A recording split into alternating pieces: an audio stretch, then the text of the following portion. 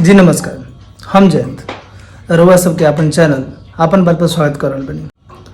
बिहार के जो वर्तमान स्थिति बा ओकरा ऊपर 4 गो लाइन रउआ के सुनावे चाहतनी। बिहार में पुल और सरकार कब गिर जाई केहू नहीं जानत। बाकी राज्य में सामान की चोरी होकेला, हमने की यहाँ मोबाइल टावर, रेलवे ट्रैक, पुल, यहाँ तक कि रास्ता तक चोरी हो जाला।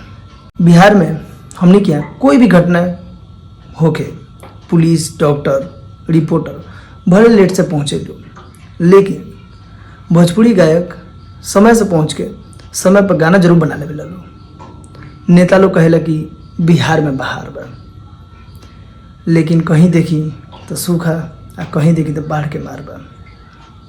सरकारी हॉस्पिटल में कोनो में रुई ना तो कोनो में सुई ना। एम्बुलेंस कहीं पड़ल सड़ता तो 2 साल के बच्चा अपना माई के गोदी में मरता। कहे के बहुत कुछ बा, लेकिन का फायदा। जात पात के नाम पर वोट देवे वाला, चाहे पैसा दे के वोट लेवे वाला लोग के ये सब का बुझाता। धन्यवाद।